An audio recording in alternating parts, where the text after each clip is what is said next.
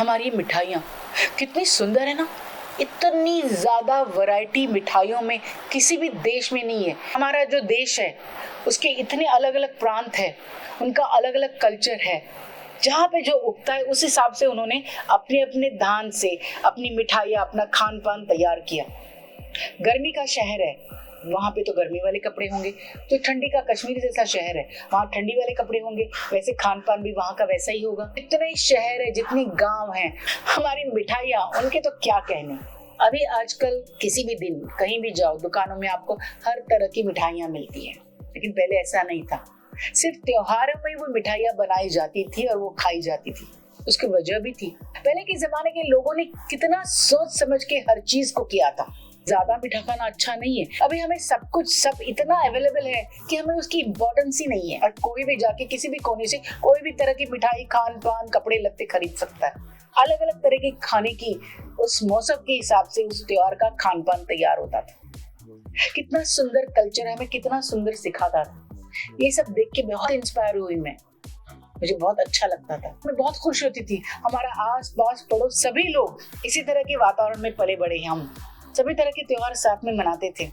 वो कल्चर ही डिफरेंट था। मैं इसी तरह से मुंबई में ऐसे ही कल्चर में पली बड़ी हूँ। हर त्योहार की एक वजह होती थी, वो हमें बताई जाती थी। वो कपड़े क्यों पहनने चाहिए, वो खान पान क्यों होना चाहिए, इस त्योहार का मतलब क्या है, नए मौसम का आगमन, ये ठंडी का है, ये गर्मी का है, ये बारिश का मौसम है। जानवर को भी रिस्पेक्ट दी जाती है, माँ बाप को, कभी देवताओं के बर्थडे मनाए जाते हैं। जैसे हम लोग अभी mother's day, father's day, friends day, friendship day मनाते हैं, वैसे ही आराध्य के दिन होते थे। कार्यशाला थी, उनका एक कार्य उनको दिया गया था। सूर्य भगवान का अलग कार्य है, चंद्र भगवान का अलग है, हनुमान जी, राम जी, शंकर जी, इतने अलग अलग कार्य, इतने अलग अलग त्योहार। हमारे पास 33 कोटि देव नहीं है। 33 कोटि उसका अलग अर्थ है, लेकिन अलग अलग ही हमारे जो भगवान है उनका अलग अलग डिपार्टमेंट है।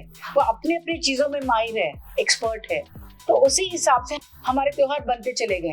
अभी जो भी हमारे आराध्य है, ये चीजें सालों साल से हर इंसान करता आ रहा है। इसी तरह से मैंने अपने घर में भी, शादी के बाद भी, उन संस्कारों में अपने बच्चे को डाल, उसको ये सब कुछ सिखाया। बचपन में वो सब कुछ करता था। इनके बड़े चाचा चाची, जो हमारे बड़े सास ससुर थे, वो डॉक्टर होने के बावजूद भी मेरे ससुर, इतनी ज्यादा उनकी पढ़ाई थी अपने कल्चर में, वो इतना सिखाते थे। उनकी देखा देखी मैं और कल्चर में डूब गई, अपने त्योहारों में। और उसी तरह से मैंने अपने बच्चे को भी सिखाया। हमारे घर में उसी तरह से हर त्योहार मनाए जाते थे। मैं बड़ी खुश थी, मैं अपने बच्चे को बहुत सुंदर संस्कार दे पा रही हूँ, अपने कल्चर के बारे में उसे सिखा पा रही हूँ। वो भी बहुत इंटरेस्ट लेके सब कुछ करता था। 18 ईयर्स का हो गया, बाद में वो दुनिया देखने लगा, कॉलेज जाने लगा। वो इंजीनियर बनने के बाद पूरी दुनिया को अलग नजर से देखता है। वो ये कहता है कि फेस्टिवल्स के दिन है, तुमने बोला कंट्रोलिंग पावर होनी चाहिए। हम कांदा लहसुन भी नहीं खाते, हम इन दिनों में वेजिटेरियन खाना खाते हैं, उनकी पूजा करते हैं। ये प्रसाद तीर्थ, बाहर नहीं खाना है, पूजा करनी है, आरती करनी है। जो भी जितना बन पड़ा उसके स्कूल, कॉलेज और एग्जाम्स के बीच में उसने हमेशा साथ दिया, लेकिन अब वो देता नहीं है। उसका ये कहना है, ये सब कुछ रोक टोक, बाहर जब जाते हैं तो हमें साथ में जब भी खाना खाना होता है, तुम बताते कि आज त्योहार है, खाना नहीं चाहिए। बाकी मेरी जो फ्रेंड्स है, जिनके साथ मैं पला बड़ा हूँ, उनके घर में ये सब कुछ होता नहीं है। उन्हें पता भी नहीं होता आज रामनवमी है या हनुमान जयंती है, कृष्ण जयंती है, ये फास्ट है, फेस्टिवल है। क्या वो अपने हिसाब से खाना खाते हैं? सब साथ में बैठ के मैं ये सब नहीं कर सकता हूँ। मुझसे प्रश्न पूछता है, वो किसी चीज को मना करता है। अभी तक घर में वो ये चीजें करता आया है, अभी भी जबरदस्ती उससे मैं करवा रही हूँ। आगे वो करना चाहेगा भी नहीं, या कर पाएगा कि नहीं ये मुझे नहीं पता। आगे की जनरेशन ये सब जानती नहीं है, क्योंकि उनके घर में ये सब कुछ चीजें नहीं हुई, स्पेशली पढ़े लिखे घर में। क्योंकि उसकी वजह भी है, चाहता कोई नहीं था ऐसा नहीं है, टाइम नहीं था। लेडीज घर के बाहर गई, नौकरी करती थी, नौकरी करके जैसे मैंने कॉम्प्रोमाइज करके किया, जरूरत में हर जॉब में उसे वो फैसिलिटी मिली, कॉम्प्रोमाइज कर पाई, या उसके घर वालों ने उसको वो सहारा दिया, वो ट्रेडिशन सिखाए। वो सब उनकी माता है, लेडीज, उनके पिता, वो सब फेस्टिवल्स नहीं मना पाए उस हिसाब से। नहीं, दिवाली, दशहरा, गणपति तो सब लोग मनाते हैं, लेकिन हर तरह के फेस्टिवल्स नहीं, वो बंधन वो नहीं दे पाए। इन दिनों पे आप नॉनवेज खा सकते हो, बाकी दिनों पे नहीं। हालांकि मैं प्योर वेजिटेरियन हूँ, अंडा भी नहीं खाती, केक्स भी नहीं खाती हूँ, पेस्ट्रीज भी नहीं खाती, बट जरूरत नहीं है बाकी लोग करें। उनके घर में वैसा एटमॉस्फेयर, फैसिलिटीज नहीं थी।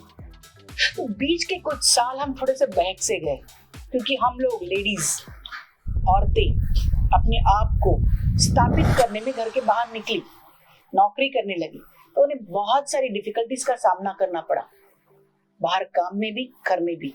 घर संभाल के उनको काम करना पड़ा, जिसकी वजह से वो बहुत सारी चीजें, घर के संस्कार, पूजा अर्चा, त्योहार नहीं मना पाई, क्योंकि उसको सर्कस करनी पड़ी घर के काम को देखने के लिए, बाहर के काम को देखने के लिए। उसके दरमियान ये त्योहार, काम पे छुट्टियां नहीं मिलती, काम के घंटे बहुत ज्यादा है, 1400 घंटे काम करके घर में पहुंच के थकार के बाकी सब चीज कर पाई। बच्चों को संभालना, सब कुछ करना उसके बस की बात नहीं थी। हेल्पर्स नहीं मिलते हैं, ज्वाइंट फैमिली नहीं है, अगर सास ससुर है तो वो जरूरत नहीं कि आपको हेल्प करे। कभी कभी कितनी कितनी सास ससुर भी वो खुद काम पे जाते थे, वो भी थक गए हैं। 24 घंटे की हमारी जिंदगी है, ठीक से नींद मिलती नहीं है, तो ये कल्चर, ये फेस्टिवल्स, ये हम बच्चों को नहीं दे पाए, खुद भी नहीं कर पाए। और धीरे धीरे इस कल्चर और फेस्टिवल की जो डेफिनेशंस थी, जिसकी वजह थी, हम धीरे धीरे उससे दूर होते चले गए। इसीलिए बहुत बीच के ये 50-60 साल हम अपने कल्चर से दूर हो गए, क्योंकि घर की लेडीज घर के बाहर निकली। लेडीज ने इंडिपेंडेंट होना है, काम करना है, पढ़ाई करनी है, सब कुछ करना है, लेकिन उनके घंटे बढ़ गए।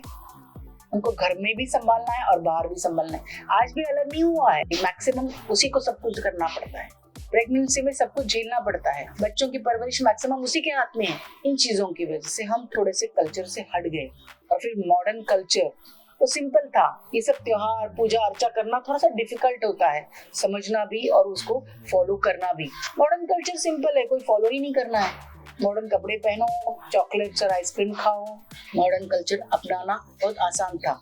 और अमीरी यानी मॉडर्न कल्चर, ये गलत डेफिनेशन हमारे में आ गई, जिसकी वजह से हम थोड़ा सा भटक गए। अब देखिए ना, हमारी इतनी सुंदर मिठाइयां हैं, उसके बावजूद हम त्योहार में चॉकलेट्स और आइसक्रीम को बढ़ावा देते हैं। हाँ, हम ग्लोबलाइज हो गए, चॉकलेट्स आइसक्रीम खानी भी चाहिए, लेकिन हमारे इतनी सुंदर मिठाई होने के बावजूद हम चाहते नहीं, ये फैट है। ये कहते हैं आइसक्रीम और चॉकलेट फैटी नहीं है, ये प्रॉब्लमेटिक नहीं है। आजकल के बच्चों को, लेडीज को ये बनाना भी नहीं आता है, कुछ बाजार में नहीं मिलता है, उससे महंगी चॉकलेट्स और आइसक्रीम खरीद के लेके आते हैं। लेकिन ये हमारी पुरानी जो मिठाइयाँ हैं, जो लड्डू के अलग वैरायटी, हलवों की इतनी सारी वैरायटी, मीठे चावल, शक्कर के चावल, खोबरा का चावल, केसरी भात, दलिया, इतनी सारी वैरायटी, खीर की वैरायटी, ये सब कुछ हम भूल गए, करना नहीं चाहते। वजन घटाने के नाम से वो सब नहीं करना चाहते, लेकिन जो जिससे एक्चुअल वजन बढ़ता है वो कोल्ड ड्रिंक्स, आइसक्रीम और चॉकलेट खाने से परहेज नहीं करते हैं।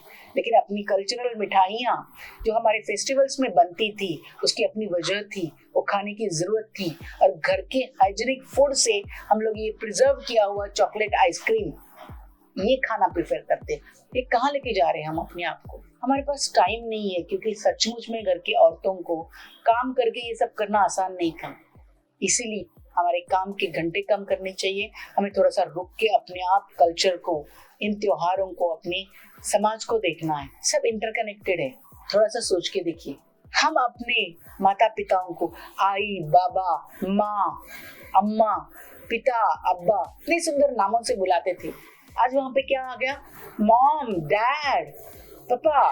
सालों से हम ये कह रहे हैं, ठीक है ना, लोगों ने राज किया, हमारे पास अभी ग्लोबलाइज हो गए, पूरी दुनिया में ये बातें हम करते रहते, लेकिन अभी भी कुछ रॉयल फैमिली के लोग आई, माँ, बाबा, पिता ये कह के जब बुलाते हैं एक स्टाइल में, तो हमें बड़ा अच्छा और रॉयल लगता है। रिच क्लास के करते हैं, तो क्या हमें उन्हें नहीं फॉलो करना है? इन नामों से अपने आई बाबा को पुकारना एक रिच और रॉयल हो गया है, तो क्यों नहीं हम अपनाते हैं वो? पता है, हमारे हेल्पर्स, मेड, कितने सारे लोगों ने पढ़ाई भी नहीं की, वो ये फैशन को, ये कल्चर को अमीर बोल के अपनाते हैं। स्पेशली सब छोटे बच्चे, बड़े बुजुर्ग अपने आई बाबा को मम्मी और पापा बोल के बुलाते हैं। चाहे ठीक से प्रोनाउंसिएशन नहीं कर, लेकिन मम्मी और पापा जरूर बुला। क्यों? ये अमीर लोगों के लक्षण है। इसीलिए ये लक्षण, अमीर बनना, ये कल्चर, ये डेफिनेशन बदलनी चाहिए। मैंने अपने बच्चे को, वो मुझे आई कह के बुलाया, इसलिए बहुत कोशिश की अपने पापा को बाबा। बहुत सारी चीजें मैं नहीं कर पाई। आप कितने भी संस्कार करो, आपके आसपास का समाज, आपके आसपास के रिलेटिव्स, फ्रेंड्स ये सब करते हो, तो आपके बच्चों को वो सब करना आसान पड़ता है। जब वो आई बाबा कहता तो बाकी बच्चे हंसते थे, उसमें उतने गट्स नहीं थे कि नहीं मैं बुलाना चाहता हूँ। वो छोटा था, बहुत सारी चीजें वो आज भी करता है, मुझे पूरा विश्वास है ना एक दिन उसे पता चलेगा कि माँ ने सिखाई हुई चीजें, ये कल्चर सही मायने में सही था और उसे फॉलो करेगा।